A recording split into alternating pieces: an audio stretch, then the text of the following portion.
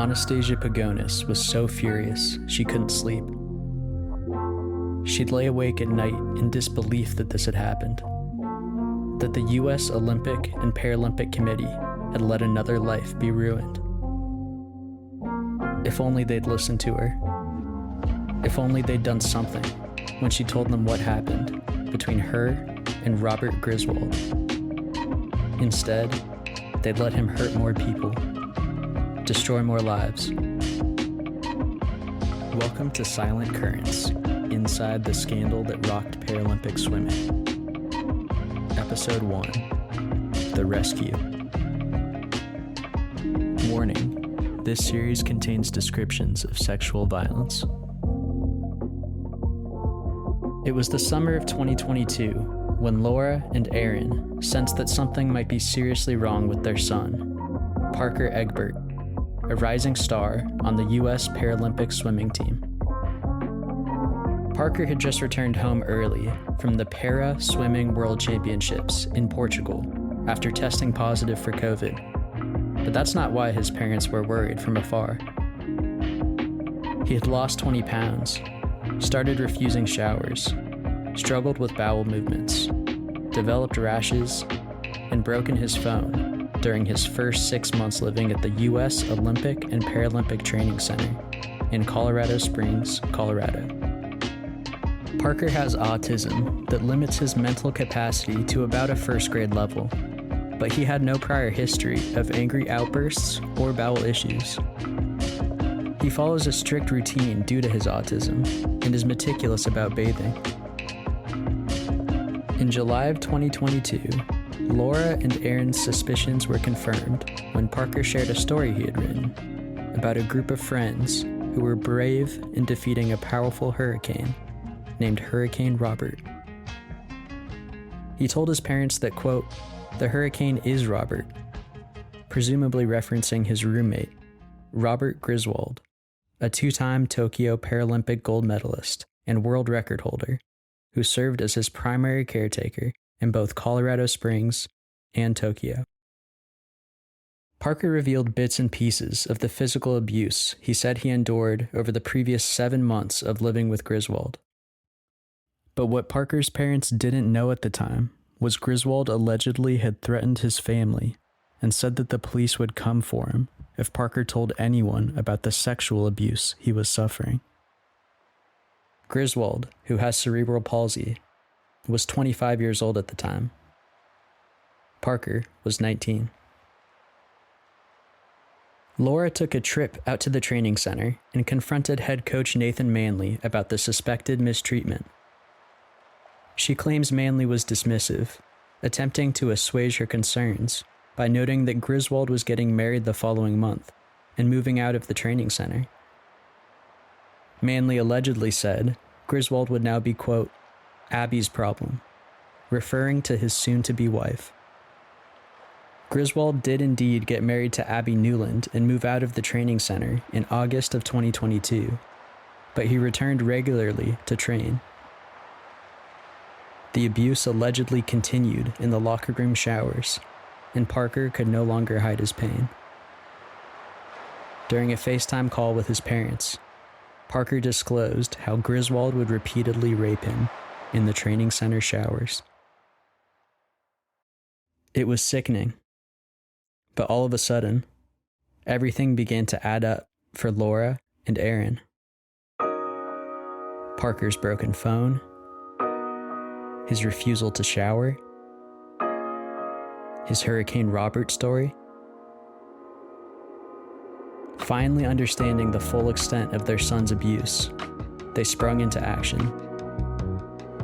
Aaron called a family friend in Boulder to pick up Parker from the training center, while Laura drove 1,000 miles through the night from Iowa to Colorado to rescue her son. Laura met Parker at their family friend's place in Boulder before they retrieved the rest of his belongings from the training center. Then Laura brought Parker back home to Iowa, completing a 2,000-mile trek in just about 48 hours. She reported the incident to the police, but amid the chaos, Parker wasn't brought in for a sexual assault nurse examiner more commonly known as a SANE exam, until August 25th, 2022, just outside the 5-day window from the last reported sexual assault on August 19th.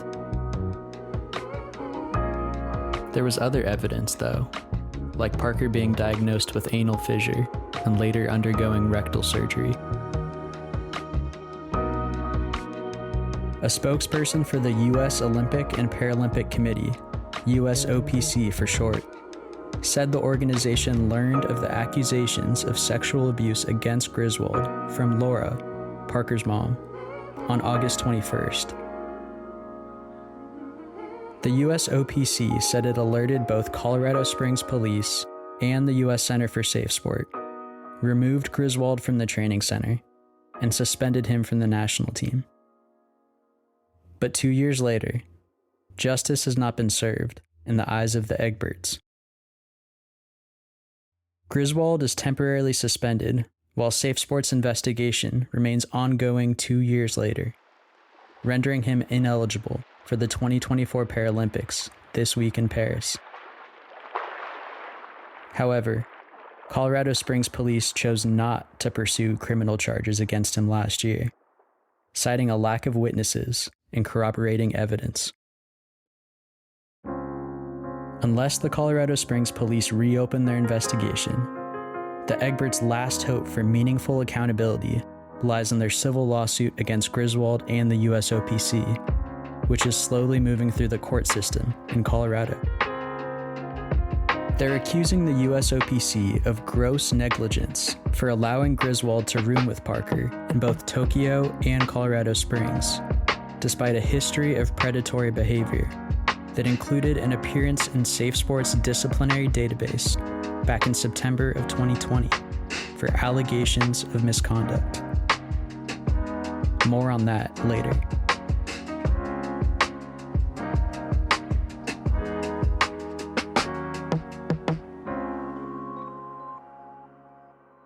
When I broke the news of the allegations against Griswold in October of 2022, his lawyer told me that he, quote, vehemently denies any wrongdoing.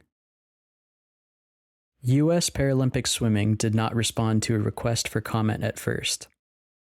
But after the USOPC made national headlines for being named in the Egbert civil litigation the next month, the organization placed U.S. Paraswimming Director Aaron Popovich and head coach Nathan Manley on leave amid an internal investigation.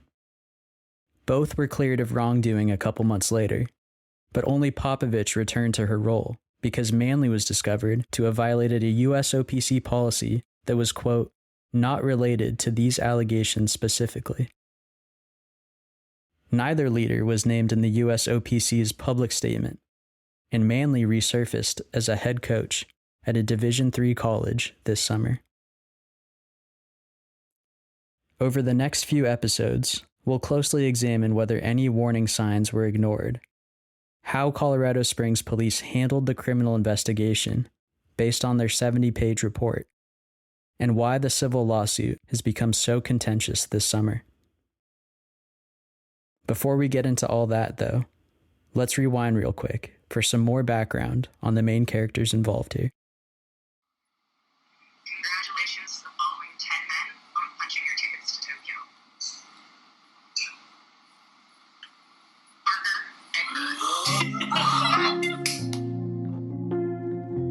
How could we get so lucky for our prayers and our path to get answered? Now we have a Paralympian for a son. I think the joy that he gets out of it makes me very, very calm. After he would swim, he was just calm and quiet and peaceful. This is a great opportunity for him to, what 17-year-old gets to go to Japan? The honor of representing our great country was completely taken away by the hands of a monster. Those with developmental disabilities are victims of sexual assault at a rate 7 times higher than those without disabilities. I think the biggest factor is that they do not have the capacity to communicate. When they do speak, people tend not to listen to them. Why have almost 2 years gone by without a word from Safe Sport? Nobody should have had to go through what he did. Parker was roommates with Griswold in Tokyo and later at the Colorado Springs Olympic Training Center, even though Griswold was placed in the Safe Sport database in September of 2020 for alleged abuses of other athletes. Whoa, what a swim from Griswold. Take a bow. Bronze in 2016, gold in 2020. Wow.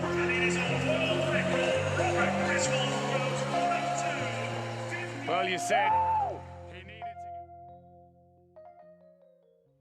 For Parker Egbert, the water was his sanctuary. Growing up with a neurodevelopmental disorder, he received over 40 hours a week of therapy starting at 18 months old and didn't begin talking until age 6. His tendency to shriek instead of communicate verbally made it tough for the Egberts to bring him to public swimming pools. So they built Parker his own pool in their backyard in South Carolina, teaching him to swim at age 12 after seeing how much he enjoyed the water. Parker was a natural. He progressed from his local YMCA to the competitive Team Greenville Club program an hour and a half away, where Laura would drive him 6 days a week. In 2019, just his 4th year of competitive swimming, Parker won all 8 of his events at a meet in Cincinnati to qualify for the U.S. Paralympic national team. By the time he was a junior at Emerald High School in 2020, he finished 2nd in the 200 freestyle and 3rd in the 100 backstroke at the South Carolina State Championship meet, not in a para division, but among all athletes. Around that same time in the fall of 2020, Robert Griswold's name appeared in Safe Sport's disciplinary database for the first time, under unspecified allegations of misconduct. A bronze medalist in the 100 backstroke at the Rio 2016 Paralympics, Griswold had been living in Colorado Springs for about 6 months because he took a 1-week trip to the Paralympic Training Center right before the COVID-19 pandemic hit in March of 2020, stranding him there. One day in September of 2020, blind swimmer Anastasia Pagonis asked Griswold if he would help take her new guide dog out for a walk at the training center.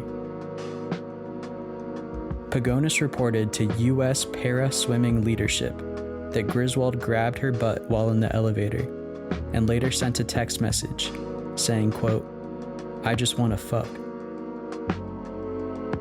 Griswold told investigators he never sent that message, but Pagonis preserved a screenshot for USOPC officials. Griswold was 24 at the time, Pagonis just 16. Still, Griswold was removed from Safe Sport's disciplinary database just a month later, allowing him to compete at the U.S. Paralympic swimming trials in June of 2021. There in Minneapolis, according to the Egberts' lawsuit, Griswold made an effort to befriend Parker and constantly called him his, quote, "little buddy." They both swam the 100-meter backstroke, Parker winning the S14 category, and Griswold taking the S8 title, just a few tenths shy of the world record in the event. Classes S1 through S10 are for different degrees of physical disabilities. S11 through S13 are for visual impairments, and S14 is for intellectual impairment.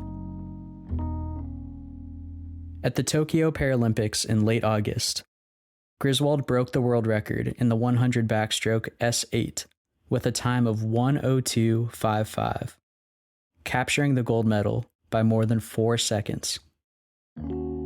He added another Paralympic gold medal in the 100 butterfly, while also placing 4th in the 200 IM and 5th in the 400 freestyle, earning $75,000 from the US OPC.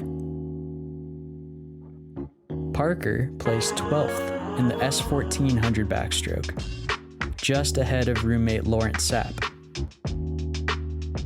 Investigators later hear that Sapp may have witnessed Griswold sexually assaulting Parker in Tokyo and punched a wall out of anger, which got Sapp, not Griswold, in trouble with their coaches. The staff included just one personal care assistant for the entire team. When the Tokyo Paralympics ended in early September, Griswold's contact with Parker continued. The Egberts lawsuit revealed that Griswold would frequently text and call Parker, telling him that he was his best friend and sharing how much he missed and loved him.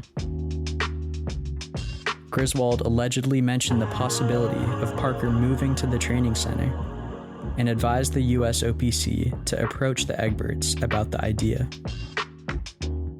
Parker won 3 gold medals and a silver at the Para Swimming National Championships in December of 2021. The next month, he moved into the Paralympic Training Center in Colorado Springs, with Griswold as his roommate. The Egberts were never informed by the USOPC about the allegations of sexual misconduct against Griswold.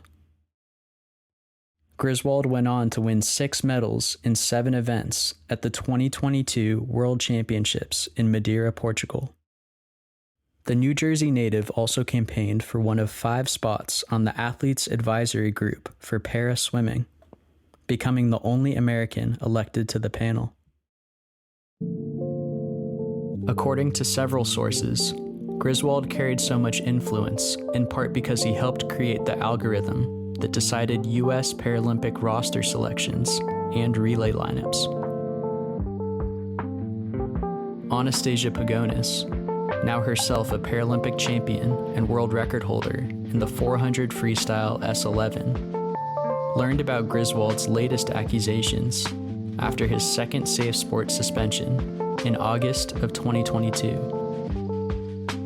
Quote, "I reported what he did to me to everyone that I was supposed to, but no one believed me," Pagonis posted on Instagram. His word against mine and the whispers. She wanted it. She asked for it. Look what she posts on social media. And then he strikes others again and again, and so much worse. I feel so much pain for the other victims because it could have been prevented if they just believed me. I'm not a liar. This could have all been prevented if they just listened to me. Nobody listened. No one cared. I can't even sleep or function because he hurt someone else, and the people who allowed this to happen to others don't give a fuck and keep allowing this person to go on, destroying more lives. Why didn't you believe me? My family, friends, and boyfriend never doubted me. Just not the people put in the situation to protect me. Hashtag sexual assault. Hashtag me too. Pagonis is competing at her second Paralympics this week in Paris as one of the faces of Team USA. Parker, on the other hand, is still too traumatized to get back in the water.